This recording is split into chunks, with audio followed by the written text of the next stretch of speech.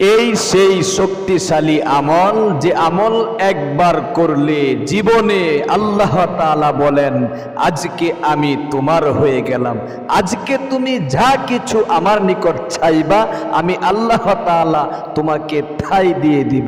এমন একটি শক্তিশালী আমল আজকে একদম অতি সহজে এই ভিডিও থেকে আপনি শিখতে পারবেন। ছোট্ট একটি আবু দাউদ শরীফের দোয়া, নবীজির শেখানো।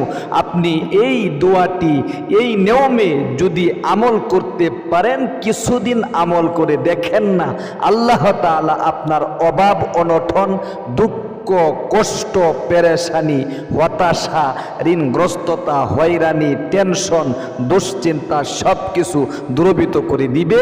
আপনার ইনকামের মধ্যেও বরকত হবে।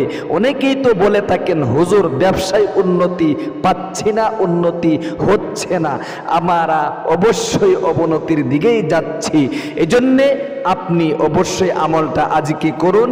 অনেক ভাই বেরাদররা বলে থাকেন, হুজুর কন্যা সন্তানদের বিয়ের ব্যবস্থা হচ্ছে না, আহারে অনেক পড়াশোনা করেছি চাকরির ব্যবস্থা হচ্ছে না। আজকের এই আমলটা একমাত্র আপনার জন্যে। আসুন প্রিয় দিনী ভাই এবং বোন, বিশ্বনবী মুহাম্মদ আরবি সাল্লাল্লাহু আলাইহি ওয়াসাল্লামের একজন সাহাবী মুআজ ইবনে জাবাল রাদিয়াল্লাহু তাআলা আনহু, তিনি এই দোয়াটা শিক্ষা গ্রহণ করেছিলেন বিশ্বনবী মুহাম্মদ আরবি সাল্লাল্লাহু আলাইহি ওয়াসাল্লামের কাছ থেকে। তিনি এই দোয়ার উপর আমল করে তিনি বলেন যে, আমি কোনোদিন অভাবে পড়ি নাই, দুঃখ কষ্ট এই দুই চোখে কোনোদিন আমি দেখি নাই। যেদিন থেকে বিশ্বনবী এই দোয়ার আমলটা আমাকে শিক্ষা দিয়েছিল, সেদিন থেকে আমার পরিবার সংসার থেকে যত ধরনের অভাব অনটন আছে, যত দুঃখ কষ্ট আছে, যত হতাশা আছে, সব কিছু দূরীভূত হয়ে গিয়েছে। আল্লাহু আকবার! এত একটা শক্তিশালী আমল আপনি শিখবেন না? আসুন প্রিয় দিনী ভাই এবং বোন, আমলটা কোন সময় করবেন দেখেন, খুব মনোযোগ দিয়ে শিখুন।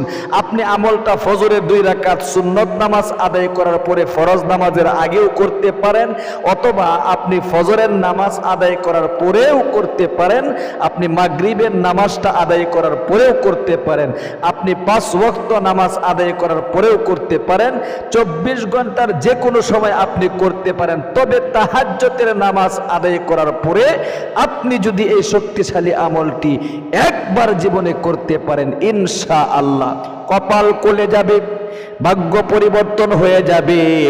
আমার আল্লাহ রাব্বুল আলামিন আপনার ভাগ্যকে পরিবর্তন করে দিবে।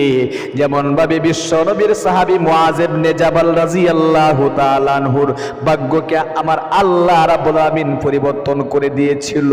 আহারে শাবান মাস চলছে, এমনি তো আল্লাহ তাআলার রহমতের দরজা খোলা। আল্লাহ তাআলা 24 ঘন্টার জন্য তার বান্দাবান্দীদের জন্যই কিন্তু তার দরজাগুলো খোলা রেখেছেন।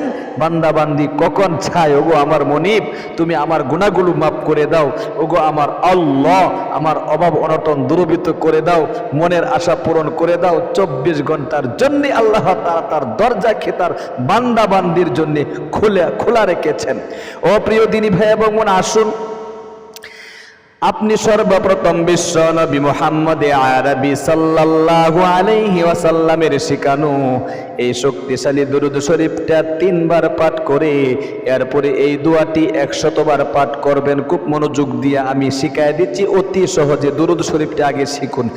আল্লাহুম্মা সাল্লি আলা, বলেন আল্লাহুম্মা সাল্লি আলা মুহাম্মাদিন عبدك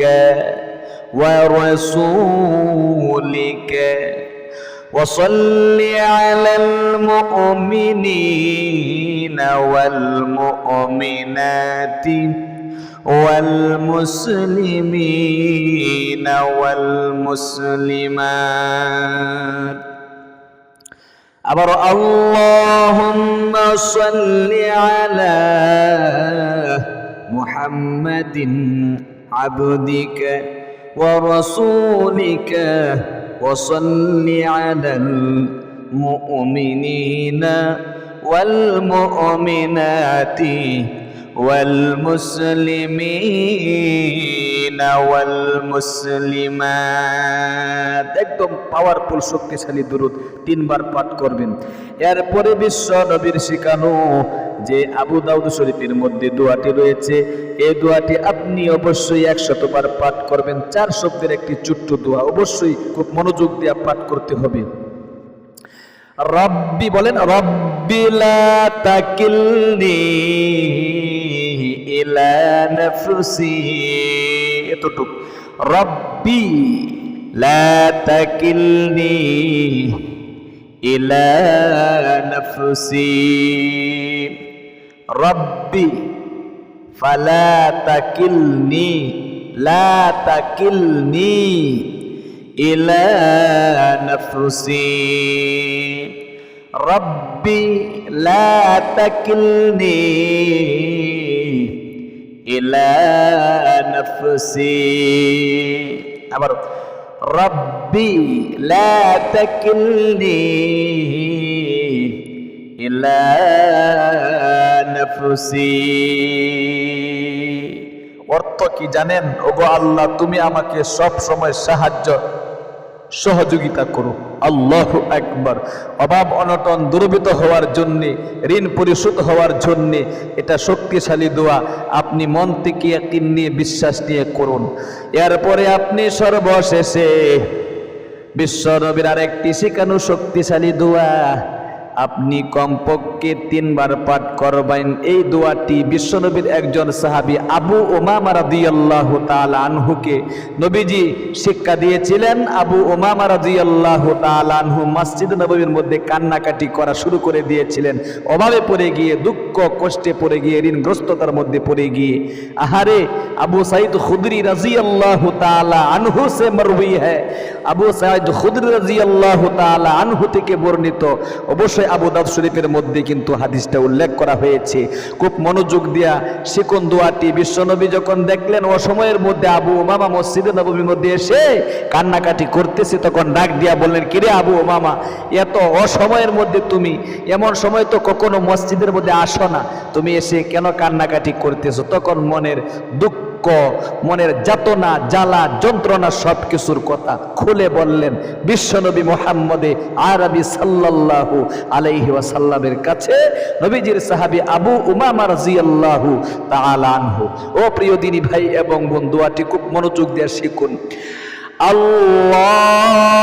আল্লাহুম্মা ইন্নী আউযু বিকা, বলেন আল্লাহুম্মা ইন্নী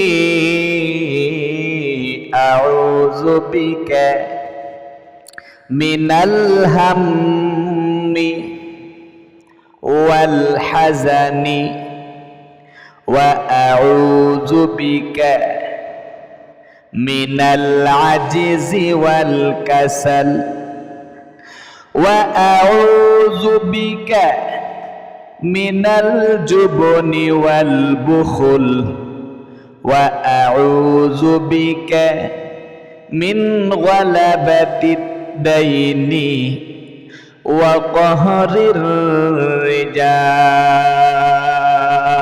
এই শক্তিশালী দোয়াটি আপনি একদম 3 বার পাঠ করবেন সর্বশেষে। এরপরে সংক্ষিপ্ত মোনাজাত করতে হবে। মোনাজাতে আপনার সমস্ত কথাগুলো আল্লাহ তাআলার নিকট ব্যক্ত করতে হবে। বলবেন, ওগো আল্লাহ, জীবনে অনেক অন্যায় করেছি, পাপ করেছি, গুনাহ করতে করতে জীবনের যৌবন নষ্ট হয়ে গিয়েছে।